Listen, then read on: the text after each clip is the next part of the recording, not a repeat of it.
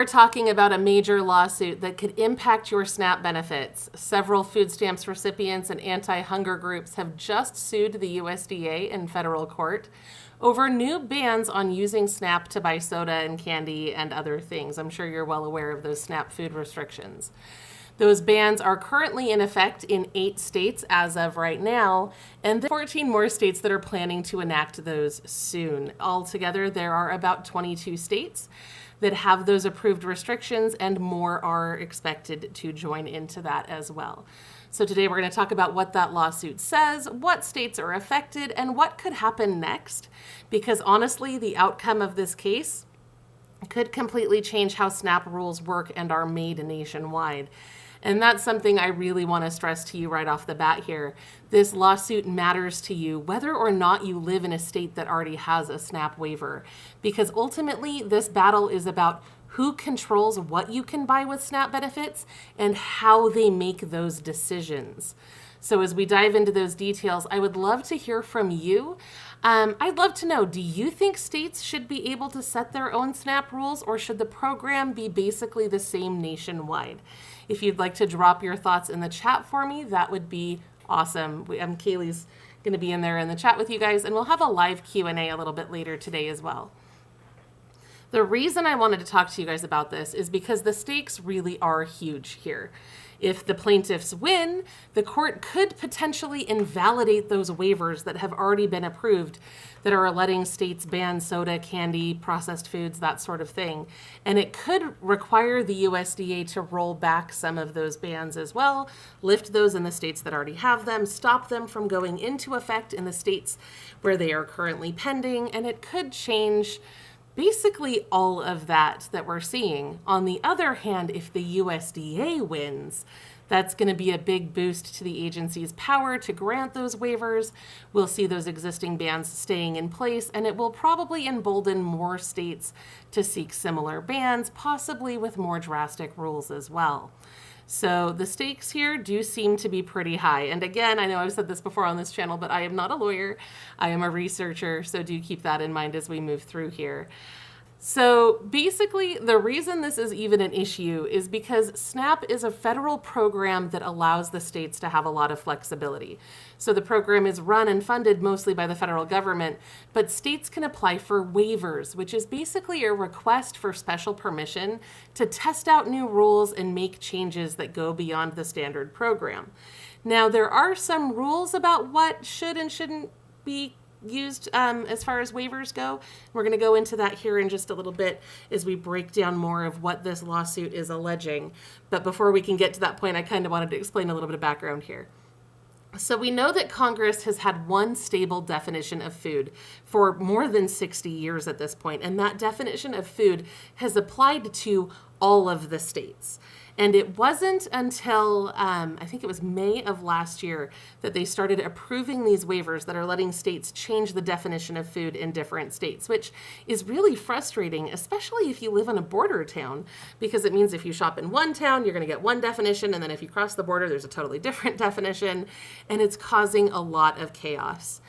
Let's see here. I know we have a lot of slides prepared today.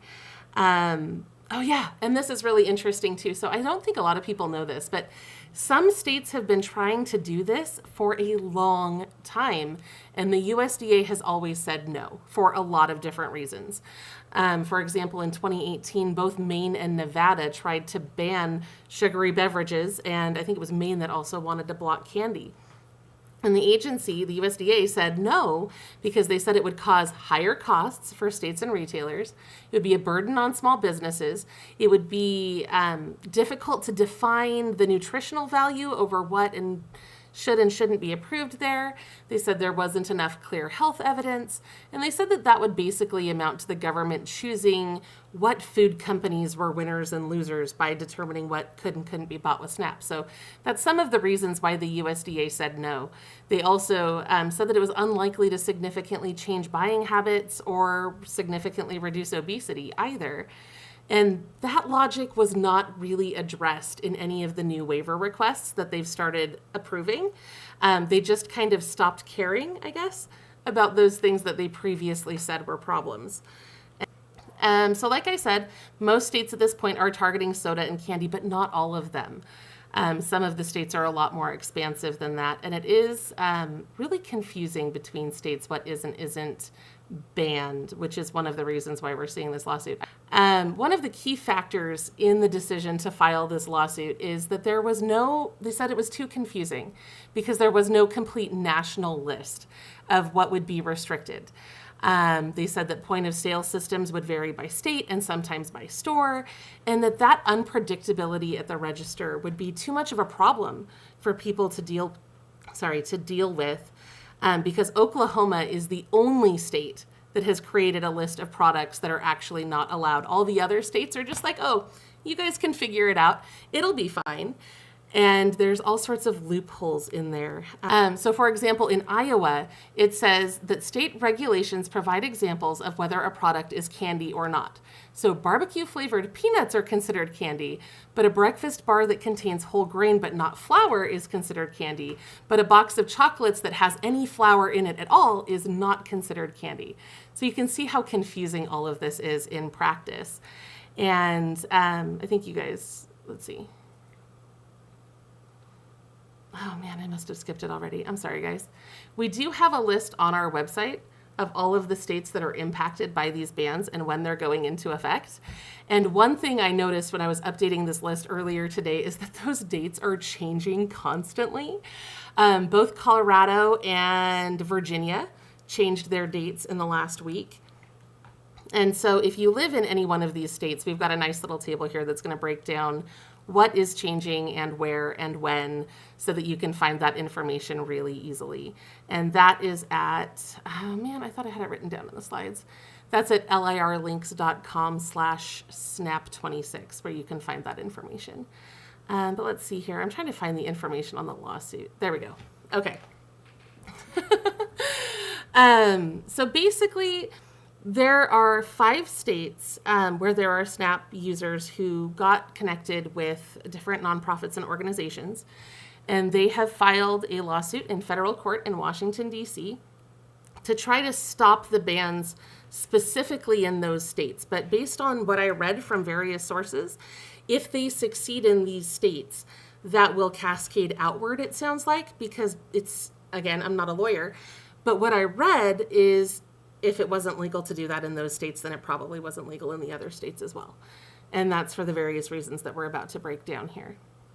So the lawsuit was filed by the National Center for Law and Economic Justice, and they sued on behalf of 5 real people who said that they were facing specific hardships caused by the new restrictions. So one of them was from Brighton, Colorado. She's a single mom with type 1 diabetes. She said she relies on sugary beverages to maintain her blood sugar while she's at work, and she can no longer buy that with SNAP, and it's making it hard to stay healthy at work. So she joined the lawsuit for that reason. Another one is from Des Moines, Iowa, and Mark said he was homeless until recently. He's got all sorts of medical conditions, and he cannot buy the food that he needs to manage his health conditions. Now, in Iowa, the Iowa waiver is really insane, guys, because it's based on what food is taxable. And so there's all sorts of weird loopholes here.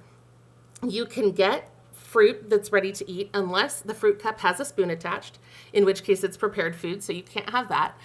You can't buy candy unless it has flour, so you can still buy Kit Kats. And they also have rules that vary specifically by store, which just seems insane, honestly. Because if the store has seating or eating utensils on site, then more of their food counts as prepared before purchase. So in Mark's case, he's saying he doesn't even know what he can buy when he goes to the store because the rules are not consistent from one store to the next, meaning every checkout experience is a bit of a gamble in terms of what you can and can't buy with SNAP, which I thought was really interesting. And if you live in Iowa and you're dealing with this, I would love to hear about your experiences, because it sounds like the rollout there has been probably rougher than in any other state that currently has their waiver in effect. Another person who joined the lawsuit was Nathan Fleming in Lincoln, Nebraska. Nathan says that he relies on caffeine during the day because of his insomnia. And he said that energy drinks are the only caffeine that doesn't trigger his allergies. So he's complaining that those are no longer eligible for SNAP purchase. Amanda Johnson in Knoxville, Tennessee joined because she said her 19-year-old daughter has avoidant restrictive food intake disorder and can only eat a handful of safe foods, most of which are no longer allowed under Tennessee's waiver. Tennessee is another state that has a really crazy waiver because they went far beyond, no soda, no candy, and they said no processed food. And so it depends on what the first ingredients are in the nutrition facts label on whether or not that item will be approved. So there's a lot more banned in Tennessee than there are in some of these other states. And then Sarah, aka Hunter Starks from Charleston, West Virginia, also joined. They're a single parent, going to school, working, raising kids, juggling a lot of stuff. And they said that they rely on soda to maintain their energy levels. It sounded like there may also be a need for easier food for the scheduling and stuff. And so they're trying to get that fixed as well. Now, in the lawsuit, they said that they needed to have basically an emergency intervention here to stop these waivers because they're depriving people of access to foods and beverages that are necessary to manage serious medical conditions, maintain adequate nutrition, and avoid significant deterioration in health and daily functioning. That is a direct quote from the lawsuit. And they also said that in a lot of cases, people who rely on SNAP can't just go replace that lost purchasing power with cash because they can't afford it, which is why they're on SNAP, which makes a lot of sense. Now, the lawsuit is saying that the court needs to intervene here because of some mistakes that the USDA made in the process. They're saying that the current patchwork of bans is unprecedented and confusing and inconsistent. They said that states were allowed to redefine food without any clear legal authority or real evaluation or public input of any kind. They said that it's a problem that the waivers don't include any exceptions for medical or household needs, and that ultimately the penalties that retailers could face as a result of this may push some stores out of the program entirely, which could worsen food access in some areas. Basically, and you can look at the lawsuit for yourself, by the way, if you're curious. I found it on the nclej.org.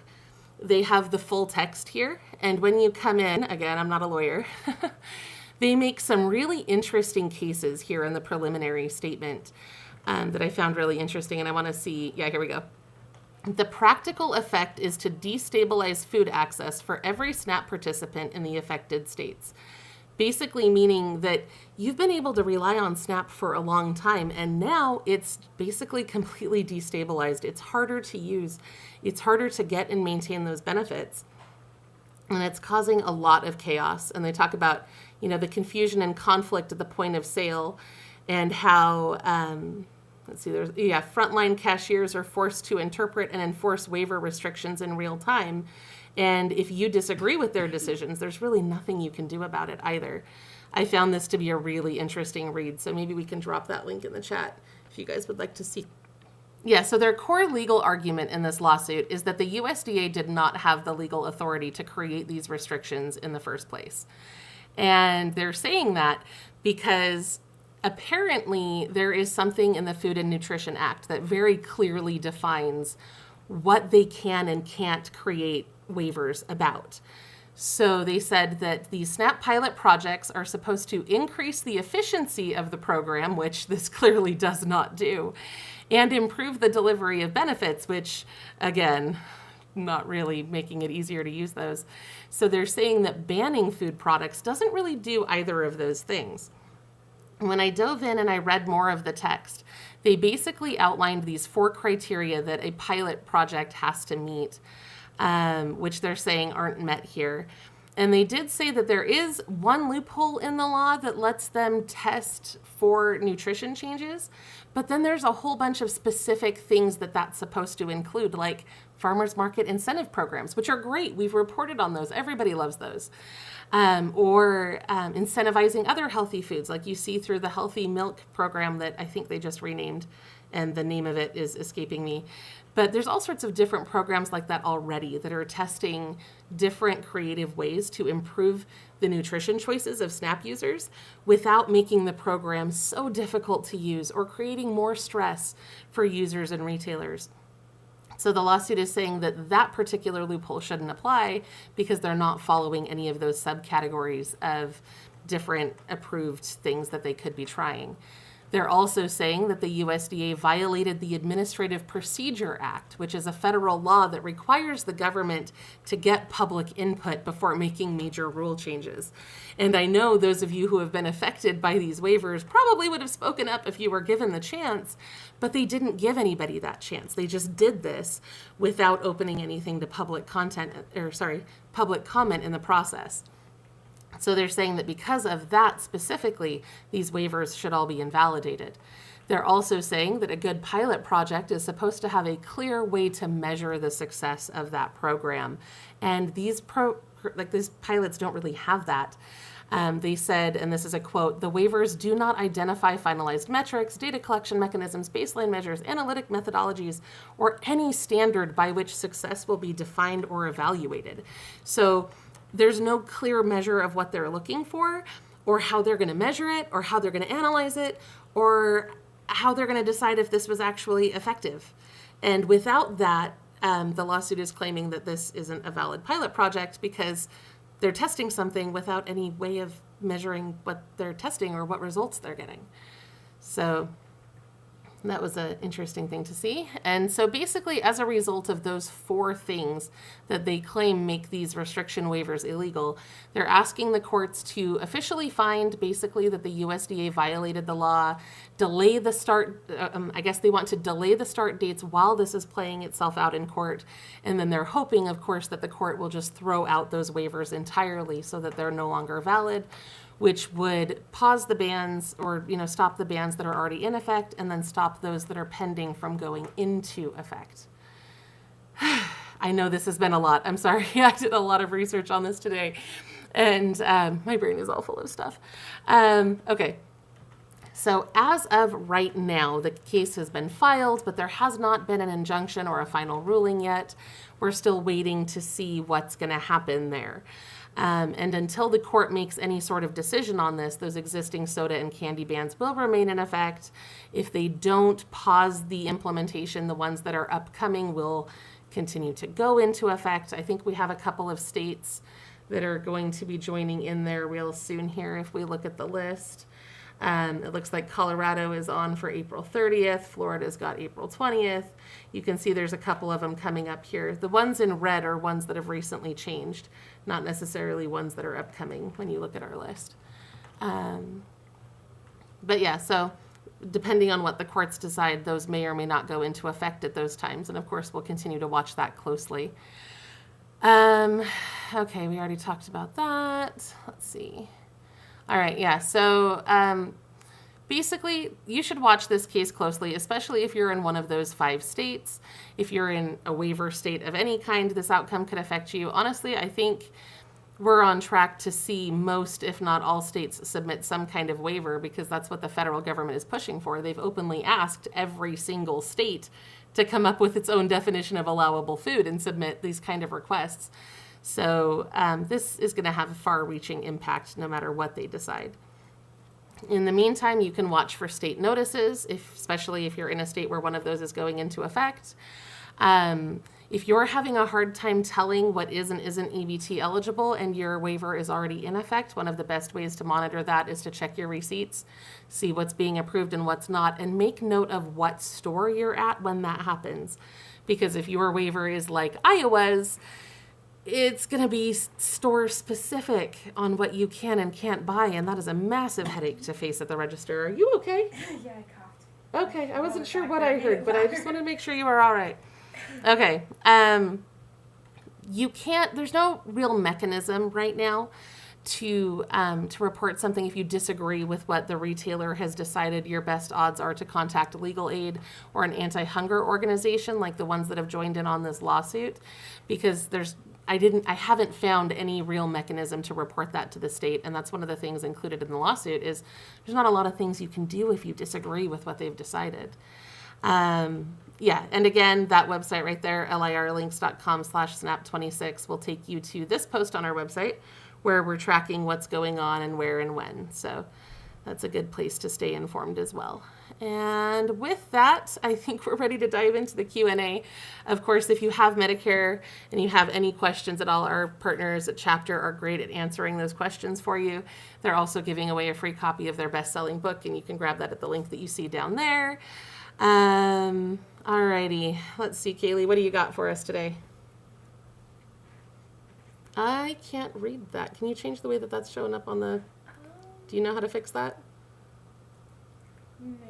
All right, let's see. I think I might have done it. Can you click it again? Oh, you can see it. Oh, okay, I can see it better now. Okay, hi, Amanda. It's sad if people want to buy a birthday cake and they can't do nothing but food stamps. Yeah, this is such a huge problem, right? Because the rules are really confusing. Now, I will say in most of the states that have implemented these waivers, they have exceptions for base ingredients. So as far as I have seen, in every state, you can buy a bag of sugar, right? Even in states where they're like, oh, if sugar is the first ingredient, you can't buy that. It doesn't apply to a bag of straight sugar that you would use for baking. Most states that are banning candy also have a carve out for chocolate chips or things that you would use for baking. Some states are specifically banning those things also, but I think I've only seen that in 2 or 3 states, not necessarily in most of them. So it does really depend on what state you're in. I will say if you come to the website, where's all my buttons? They have completely changed the way my interface works in the time that I have not been live with you. So, okay, there we go. When you're on our website, if you click on one of these state names over here, we have put together as best we can without our inside information what is and isn't going to be allowed in terms of what you can and can't get. So in most areas, to answer your question specifically, I think a boxed mix is probably going to be okay, a boxed cake mix. But in a lot of cases, that birthday cake might not be.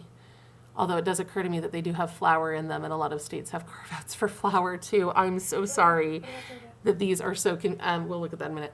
I am sorry that these are so confusing. I have gone through all of the waivers on the USDA website and tried to get a good handle on what is and isn't allowed. And honestly, Oklahoma is the only state that was like, here, we'll give you an actual list. And that's so frustrating. Okay, what else do you got, sis? Oh my goodness, I'm going to highlight this from Elizabeth because I really appreciate that. Yeah, our channel memberships, I'm trying to figure out what to do with those because I hate the money thing. I don't ever want to paywall anything. And so I'm having a really hard time with that, but it does help support our team immensely. And you do get like the special emojis that we have and all the different things in there. The like button is free. Watching the videos is free. And honestly, that makes such a huge difference for our channel. I try not to go live very often lately because I feel like I'm not very good at it. But all of our videos, when you watch those, it really does make a very big difference for us. So thank you for that support. We really do appreciate that. Much better at the research than I am at the presentation, I think. What else do you got there, sis? I see you've got 10 million tabs open on your screen again. I get overwhelmed just looking over there. I'm not going to look over there. It's scary. Are you good? Yep. Okay. The healthy food card, you used to be able to buy sodas with that. Now you cannot. Okay, so healthy food card, is that coming from an insurance plan maybe? I know those can change every year as well. They have different rules that they abide by. I haven't seen any like blanket changes to those, but if it's coming through a Medicare plan, these guys at Chapter would absolutely know what's going on with that. Otherwise, it's probably going to be something you have to ask the plan provider about because there's so many different ones. There's like 20,000 Medicare plans just on Medicare, let alone everything else. It's really crazy out there. Let's see. You're getting distracted today just like me, huh? Like mother, like daughter. It's getting exciting. All right, I live in Florida. Is there a ban on potato chips? That is a great question. Let's go look because I knew it at one point, but I can't pull it off the top of my head. So let's see. Candy, prepared desserts. Yeah, so Florida is going for sodas, energy drinks, candy, and prepared desserts, which they're defining as prepackaged, shelf-stable sweets that are meant to be eaten immediately. So I believe that potato chips are still okay in Florida, but something like a box of Little Debbie treats would not necessarily be okay anymore because that's what they're getting rid of. Anyway. You know, instead of answering the questions in the chat, you could highlight them and I could help answer them too. A house thing. All right, I'm going to highlight this from Blessings. She says she called Chapter today and they were very nice and informative. I'm glad that you had that experience. I personally have always been overwhelmed by all things Medicare. I have a relative who used to ask me for help figuring out plans and it stressed me out super bad. So I was really glad to partner with these guys because whenever I have a question, I can ask them and they know all the things and they're super good about getting back to me super fast and they're super informative. It's pretty awesome. So, okay. Oh my goodness. Thank you, Elizabeth. I really appreciate that. That really does help support our team. That is wonderful. Thank you for being willing to do that. That's awesome. I'm going to grab, okay, I guess you're on it. I received a pink letter with my welfare mail and it said, now that I turned 50, the government can take my, whoa.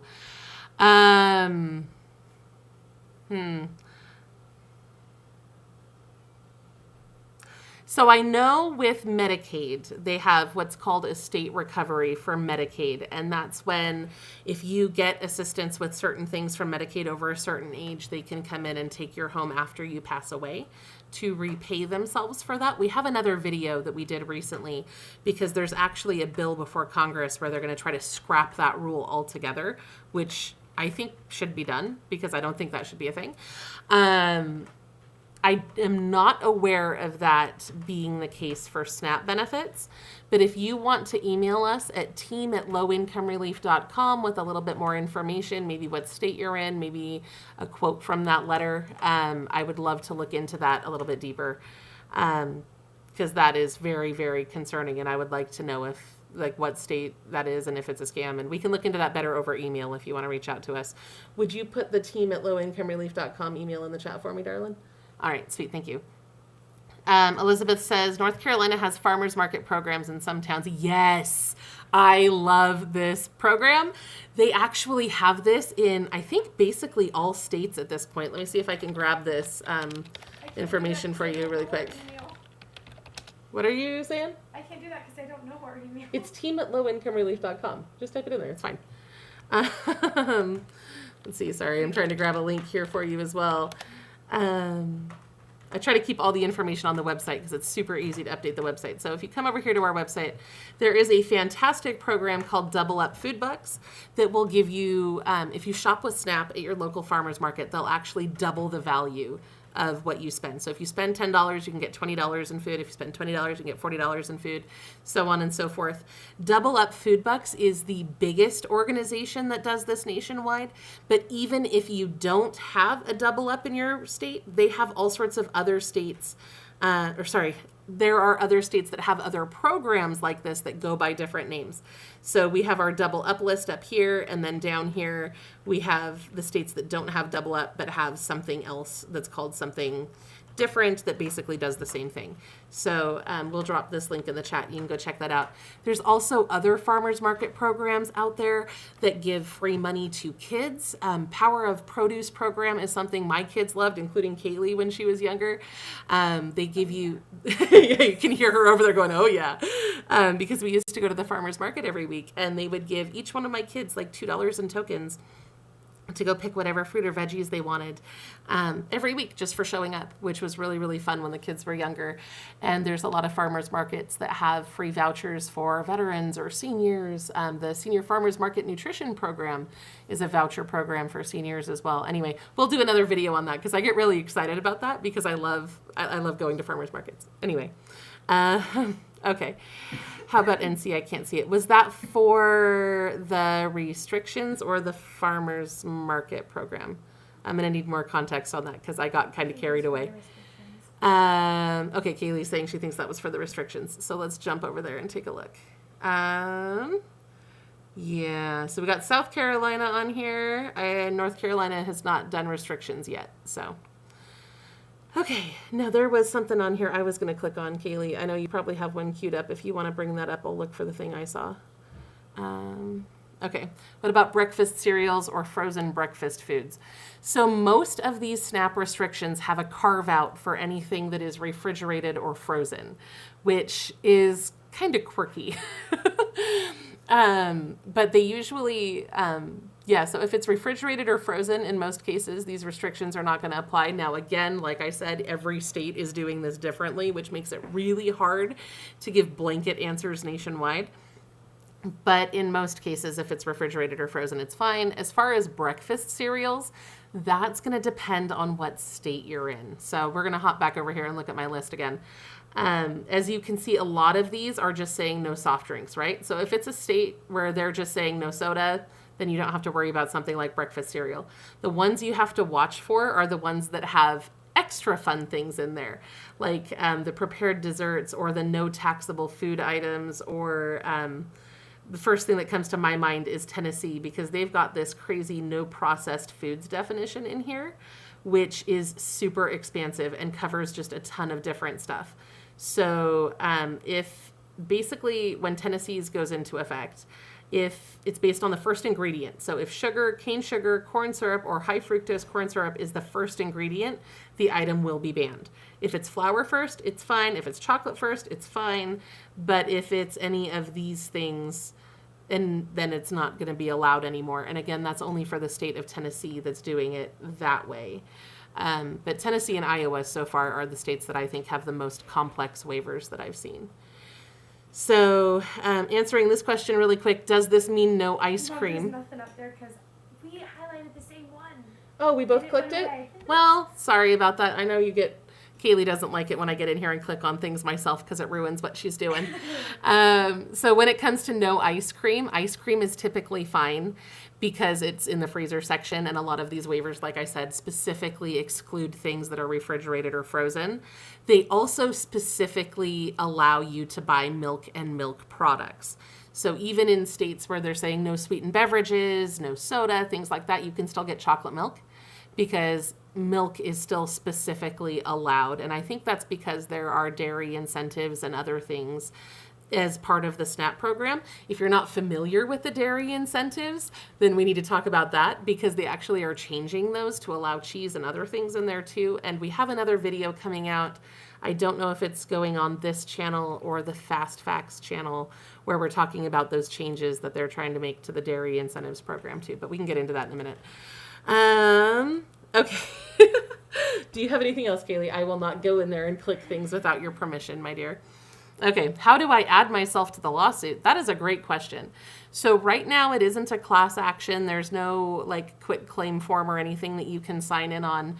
What I can tell you is it was filed by, so it was filed on behalf of these 5 people by the National Center for Law and Economic Justice. So if you're interested in anything like that, I would recommend maybe reaching out to them and talking to them and telling them your story.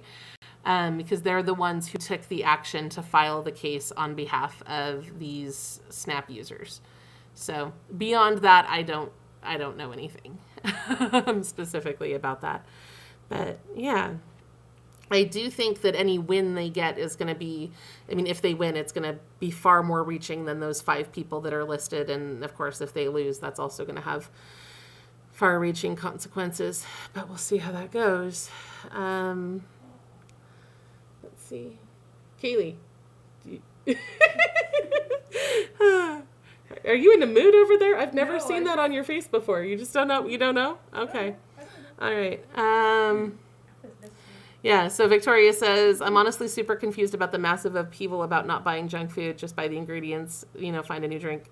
So that's good advice in a lot of cases, but it's not something that everyone can do. For example, I believe it was Mark in the lawsuit said that he'd been homeless. He'd been living on the streets. He couldn't just prepare stuff because he didn't have a kitchen. And when you dig deeper into the lawsuit and they're talking more about his situation, they also talk about how, he's got an apartment now, but he'd been homeless for a long time. He doesn't have everything he needs to just go and make stuff. And then, of course, you've got people with health conditions who maybe can't cook or can't be safely in the kitchen. Different situations. It's really it's really hard to make a blanket statement where, oh, everybody can just go do this thing, because in a lot of cases people can't, especially if they're working multiple jobs, or in the case of Hunter Stark, working and going to school. There's a lot of different mitigating situations there. Now, I have to tell you, I don't know, I try to keep my own like political opinions off this channel a lot. My biggest issue with the junk food ban, honestly, is how much waste it costs, right? Just the sheer... As a taxpayer, I want my tax dollars to go to people who need it, right? I don't want it to get caught up in bureaucratic red tape nonsense. And this is creating a lot of bureaucratic red tape nonsense. The sheer amount of work and waste going into making the new rules and enforcing the new rules, and the stress that it's going to put on those small business owners to try to figure out what you can and can't buy, because that's on them, according to the documentation in this lawsuit. The retailer is responsible for figuring out what you can and can't buy. And a lot of these waivers do not define what sweeteners means, or what processed means, or what flavorings mean. And so you're going to get these people who are just trying to run a store, trying to interpret all these different terms, and they're all going to do it a little bit differently. And then the waivers say that there's going to be like, what do they call it? Secret shoppers, right? They're going to have secret shoppers going in, and they're going to like see if they're being compliant. Well, how are they supposed to be compliant if they don't know the rules? And then you're going to get more administrative red tape in terms of retailers who are being penalized for breaking rules they didn't understand. And then that's going to make it harder for stores to accept SNAP benefits, which is going to reduce the number of stores potentially in areas where you need to be shopping. And it's just got this cascading effect of just kind of badness for everybody, honestly, that goes far beyond, oh, well, I don't think people should be able to buy a Coke. I'd much rather people be able to buy a Coke than stress the whole SNAP system in this way. It doesn't make sense to me personally. And that was a rant I did not intend to go on today. So we should highlight another comment so I stop talking. I do apologize, guys. I have some pretty strong feelings about a lot of this stuff, but I do try to not go into, the book of Nicole of what I think should be happening, and just stick to the facts of what's going on. So we might edit that out later. Okay. Quit you laughing at me. I'm going to make you do it. Okay. What about stores posting what is not allowed to buy? I feel like they should be required. That would save a lot of confusion, right? So yeah, Kenneth, that would be very, very helpful. And it's interesting though, because like I said, each retailer is responsible for trying to figure out what that means. And so a lot of times that's not going to be consistent. And a lot of times the notices are very generic, and may not include every specific little thing. I think it would be really helpful if all states did what Oklahoma did in being like, here is the list of specific products you can no longer buy. And then you give that to the stores, and then the stores go, okay, hey, that makes sense. I think there needs to be a lot better instruction coming from the top if they're going to do this. So anyway, buy fruit. It has sugar in it. It's good for you, and it helps you if you're a diabetic. That's great advice. Thank you, Carl. I do appreciate that. Okay. My computer is slow, so I don't know if you answered, but does the ban include chips? I live in Florida. No. Florida is aiming for soda, energy drinks, candy, and prepared desserts. So chips should continue to be fine there for you. I will say every single state waiver that I looked at includes a clause that says that how did they phrase it? They cannot interfere with the interoperability of the SNAP program. And that is really fancy language that essentially means, based on what I've read, that they can't stop you from shopping across state lines. So if you live near a border and the state next to you doesn't have those restrictions, it is still completely within your rights as a SNAP user to apparently go over there and buy what you want. They said they're going to be watching those purchases, but they did say that the states cannot necessarily stop you from doing that, and that they can't use that as an indicator of fraud against you just because you're shopping in a different area. So that was just an interesting thing I noticed in all of those. Let's see. Do you got anything else for me, Kaylee? You're just making the cutest faces today. Let's see. Yes, Irma says, I remember you could buy fruit trees and plants with food stamps, and that is true, and this is awesome, and these waivers are actually protecting this. So when Iowa implemented their new waiver, they said, we don't want people on SNAP to be able to buy anything that's taxable. And that's what they sent to the USDA. And the USDA came back and was like, you tax seeds and plants, you can't do that. Those need to stay eligible. So even in Iowa, with its crazy new rules, you can still buy fruit trees, plants, and produce-bearing seeds with your SNAP card. And honestly, I think that's one of the best uses for those benefits. If you have space and the ability to grow your own food, that is a great way to use those benefits. Anyway, let's see. What about Texas? Yeah, so Texas, I'm pretty sure that Stephanie published it. Would you check the Fast Facts channel really quick? I think we did a deep dive into the restrictions in Texas already. So I don't know if you guys know this. We actually have 2 YouTube channels, and we do that because I publish more videos than I can handle publishing on one channel. So let's see, Fast Facts by hang on, sister. So our second channel is called Fast Facts by Low Income Relief. You'll know it because it has my same dumb face on it. Stop laughing at me, daughter.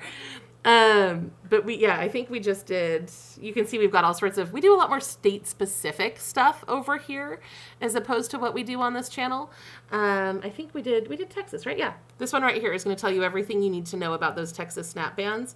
We also have a lot of information about the E&T programs in different states, if you guys haven't heard about that. The E&T program is amazing right now, and they're expanding it in a lot of states so that they can help you with like gas cards and car repair and just all sorts of crazy stuff. So yeah, if you're looking for state-specific information, this other channel is a great one to go to. And I guess we can drop that in the comments too. All right. Okay. Now I'll quit rambling and get back to what we were talking about. What did you have for me, sis? I think I saw one up there. Okay. Will they allow you to use SNAP to buy foods with pesticides in it? I assume so. I haven't seen any waiver otherwise. I don't know. I'd have to look into that, but I haven't seen anything about that, so I'd assume so. Can you buy fruit trees and seeds in Virginia? Yes, that's actually part of the federal food stamps law, and that is valid in all states.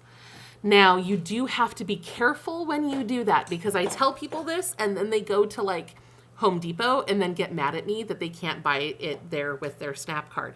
So you do have to be mindful that whatever store you go to has to be SNAP approved, right? So in order to be able to accept SNAP benefits, they have to make a certain percentage of their sales from food items, or they have to sell a certain variety of food items. And obviously your neighborhood Home Depot or Lowe's isn't like, they're not making their money off of food, right? So they're not likely to be able to accept those benefits for you. However, Costco or Walmart or a store that makes the bulk of its sales from food items and has that necessary variety to be able to accept SNAP benefits should be able to sell you fruit trees and seeds with your SNAP benefits. So yeah.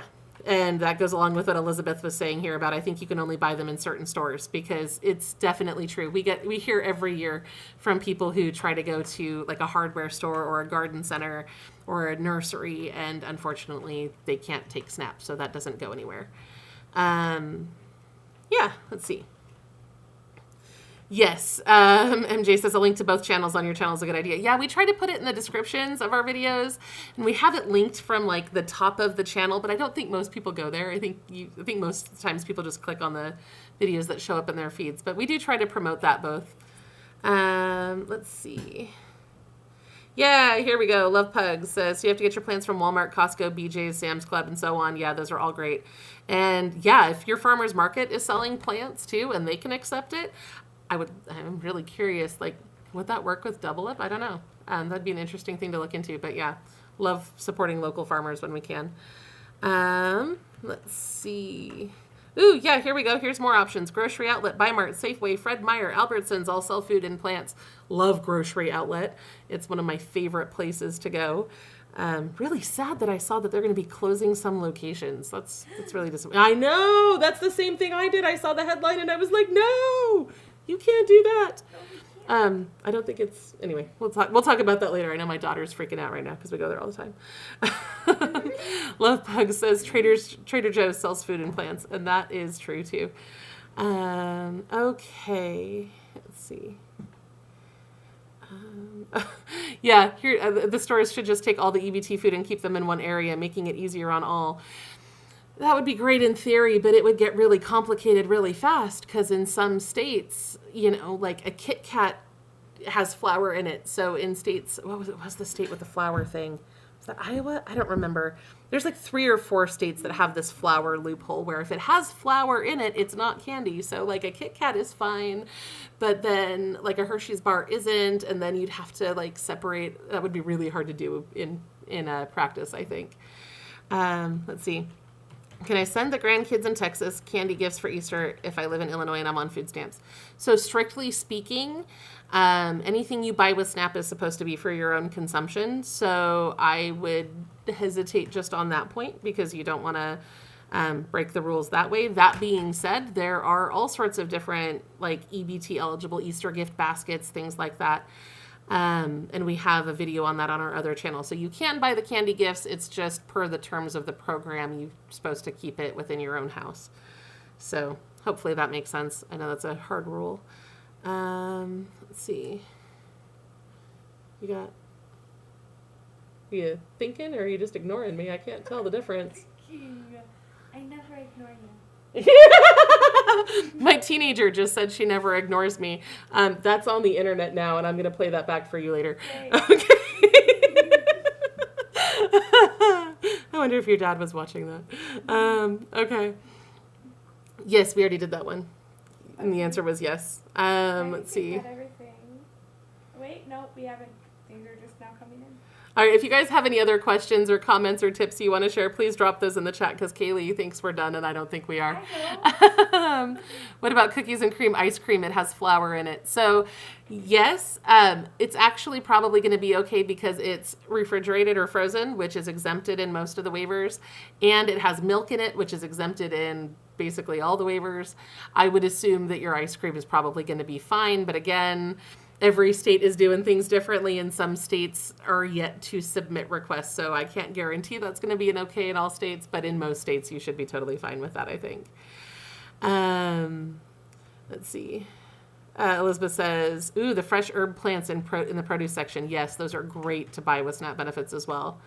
And if you're looking for a way to buy some of the things that you're not so sure are going to go over great at the checkout, right? Like we've heard from a lot of people who were buying a fruit tree and it should be allowed, and they had the documentation from like the USDA website saying it should be allowed, and the store still gave them grief and they didn't want to deal with that at checkout. You can also buy those plants online at Amazon and Walmart.com, and those are both partners and sponsors of our channel, so we have links for that. But I like buying stuff online just because then you don't have to deal with what cashiers are thinking. Which, let's see. Yeah. Yeah. How about they increase everyone's SNAP amounts if they want to tell us what we can or cannot buy? Yeah. I haven't seen anything coming out that they're going to increase SNAP benefits, but I have seen a lot of people complaining that this is going to make it harder to buy the affordable stuff that they were relying on. So, let's see. Kaylee. I have a lot of witnesses saying that you never ignore me, so I'm just saying. I'm going to tell them next time you do. This is fun. Okay. What else do you got for us, sis? I think I don't see any questions, Alrighty. and I haven't written down anything in my list. Well, I've written down a lot, but not questions. Alrighty. Well, if you guys have anything else you want to ask us really quick, I'm going to really quick pop back up through the chat and see if I can find anything that we missed, because I never want you guys to feel like we didn't get to your questions. Thank you, Elizabeth. That's very true. I do want to make a difference. I'm trying over here. Let's see. Ooh, Winn-Dixie is great. I lived in an area with Winn-Dixies for a while. They are awesome. Aldi's too. I missed that one too. Let's see. Yeah, Amy says the Book of Nicole Hunt. Yeah, that's what we call it in our house when we're just, stating our own opinions. Let's see. Yeah, this is a very big concern. Barbara's saying she's nervous that she won't know what's allowed until she gets to the cashier. And unfortunately, that's a very big possibility in reality here. And that's the basis for a lot of this lawsuit that we saw, is that people just don't know because the retailers don't know because the state didn't make it clear. And when you have that much confusion flowing downstream, it means that what you were able to buy successfully at one store, you may go to a different store and then be told no. And it creates so much of that confusion and anxiety. So I totally understand being concerned about that. I did see they are currently working on a new version of the Farm Bill. And I know we did a big breakdown on this a couple of weeks ago. Was it a couple of weeks ago? I've kind of lost track of time because of some stuff that's going on in my personal life. But in the new version of the Farm Bill that they were working on, unless it's changed, they were making that online purchasing program pilot permanent, which means that there would be it looks like there would be expanded options for ordering online, which can help cut out some of that anxiety. Because when you shop on Amazon or Walmart, things are pretty clearly labeled what is and isn't eligible. I use both Amazon Prime and Walmart Plus at this point, and when it comes to like affordability on fees and things, I tend to prefer Walmart because you can just like pick stuff up and tends to be a little bit cheaper in some cases, but I like to compare between those two. They both offer SNAP discounts as well, which is really helpful. You can get 50% off of your subscription fees to either one of those programs if you have SNAP benefits. So we can drop some links for that in the comments below as well if you're interested. Okay. If I buy something from Amazon that would not qualify in my state, would it qualify on Amazon? Ooh, that is a fun question. So when they did these waivers, there's all sorts of rules about who's responsible for what, basically. Hang on. So if you're buying it at a store, hang on really quick. Okay. If you're buying something from a store, it's based on where that store is, right? So if that store is in your state, then they have to follow that state's rules. If you're buying it online, they're supposed to go by where your card was issued from. So you shouldn't be able to get it on Amazon if you couldn't get it in your state. That being said, they also have like I forget how long the grace period is, but every state has like a grace period for retailers to figure out how to implement this. So that may or may not be in effect yet, depending on where you are. But the idea is, if you're shopping online, it's based on the state that issued your card. If you're shopping in store, it's based on this location of that store. So even if you went, wow, I just completely blanked on what I was trying to say. Putting my thoughts together really quick. Yeah, so online, state your card's from, physical location of the store. So even if you come from a state with restrictions and then you're shopping at a store in person that doesn't have restrictions, then those rules would control the purchase. To my understanding, based on what I read in these waivers, this whole system is very confusing. So, okay. I have both Walmart and Amazon memberships. They're lifesavers. Yeah, seriously. They are awesome. I know that other stores like Target have that discount as well, but Walmart and Amazon are the big ones that I think have been the most valuable. Oh, yes, I am part Irish, but thank you, Amy. Happy St. Patrick's Day to all of you as well. Okay.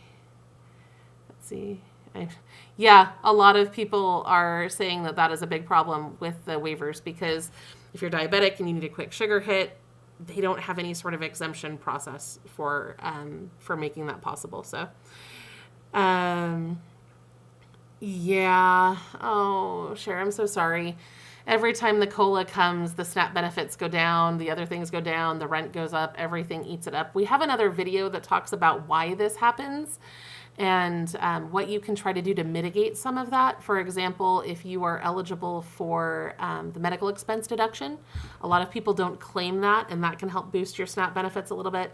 We've got other videos that break that down in greater detail. I know that is probably one of the most unfair things that happens. It's a trap that hits people every year, and it's just heartbreaking, and I'm so sorry that you're in that situation.